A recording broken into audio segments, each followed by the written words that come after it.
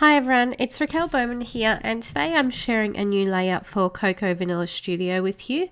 What I'm scrapbooking today is a little milestone in my son's life. He's wearing jocks now, so big boy undies now. He's going to the potty, and it took us a while, but we got there in the end. So I wanted to document this moment. So I snapped a picture of him in his big boy undies when he wasn't looking, and got it printed and ready to document. So that's the story that I want to tell today. I feel it's really important to document these sorts of moments so that we don't forget, and so the kids know when they're older as well when they achieve these things.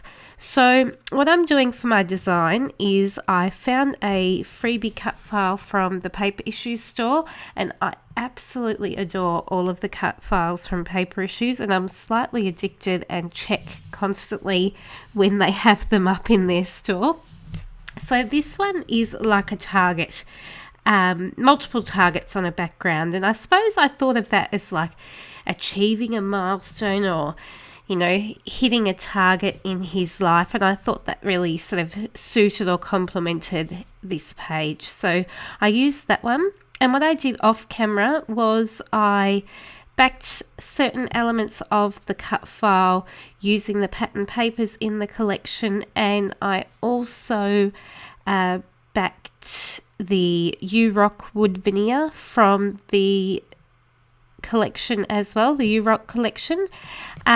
With the cut file backing, I stuck to a triangle. So I talk about triangles a lot in my blog posts and probably on my videos as well.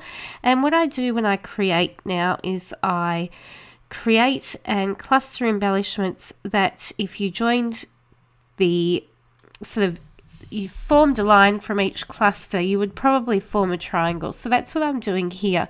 I love a white on white look with cut files, and so I wanted to just back only a few sections of that cut file.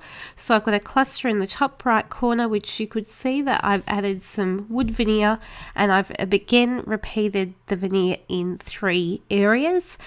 I've got my title area just down to the bottom left of the photo, and then I've got another cluster at the bottom right of the page. And that's sort of how I work, and I find that that really helps balance when I've got a lot of white space or space on my layouts. If I wasn't to add, for example, that bottom right cluster, I feel like the page would be a little bit top heavy and wouldn't quite achieve the look that I was after. So I did a bit of the pre-planning of this page off camera, as I said, and then I thought to myself, well, why aren't I filming this? I may as well film this and create a video and be able to talk a little bit about it, even though I'd already done a few bits and pieces off camera. So that's what I thought I'll do with you now. Now, I will apologise, as I did film this at various times throughout the day. I find I never get a solid amount of time to scrapbook lately, so I tend to come and do bits and pieces, and that's why my lighting is changing and the look of this video is changing throughout, so I am sorry about that. Hopefully next time it'll be a bit more consistent.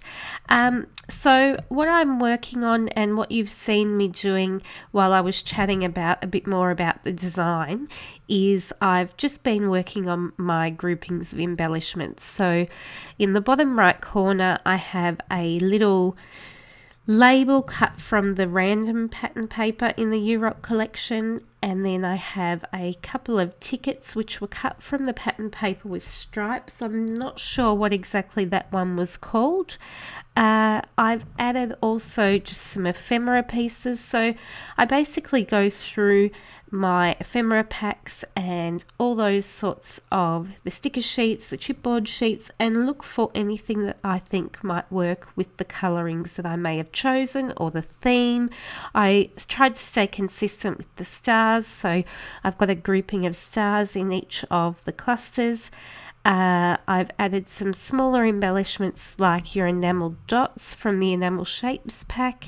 And of course, one of the key things for me with this page was to tell that story. So I tell it quite briefly, but I find it important that it's documented, and you'll see some close-ups where you can read the story at the end of this video.